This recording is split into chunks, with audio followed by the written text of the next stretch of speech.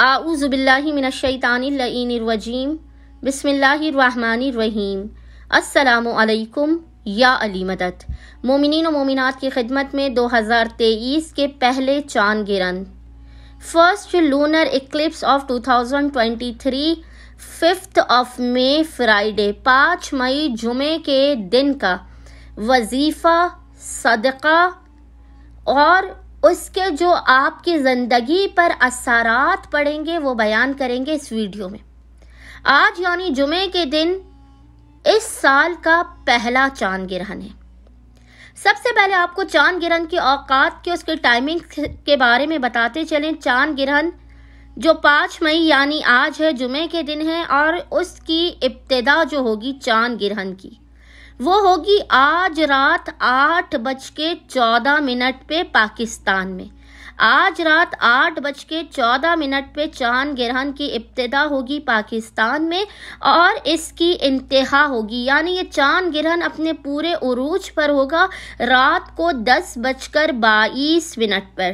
22 PM پہ۔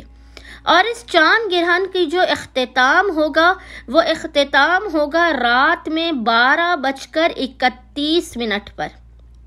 یعنی 12:31 AM پہ اس چاند گرہن کا اختتام ہوگا۔ مومنین نے اپنی زندگی پر اس چاند گرہن کے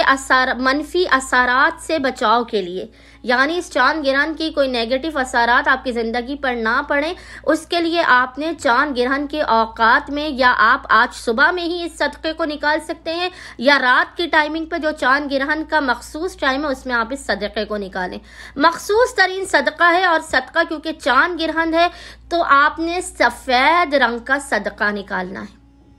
زیادہ بہتر یہ ہے کہ آپ چاول، چینی یا آٹے کا صدقہ نکالیں،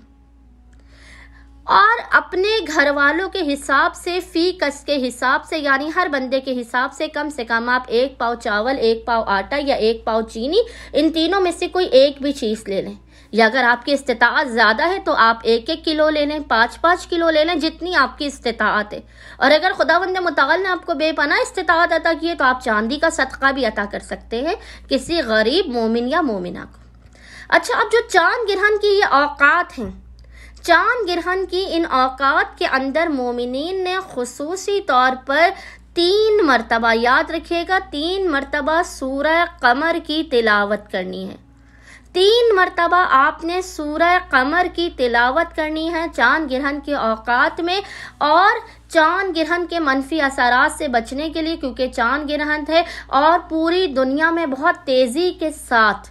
ایٹماسفیئر چینج ہو رہا ہے، بارشیں بہت زیادہ ہو رہی ہیں۔ چاند گرہن کے منفی اثرات سے بچنے کے لیے، جو آپ کے ستاروں پر اس کا کوئی نیگیٹو اثر پڑے، اس سے بچنے کے لیے آپ نے چاند گرہن کی اوقات میں زیادہ سے زیادہ استغفار کرنا ہے، اور نماز آیات آپ نے لازماً پڑھنی ہے،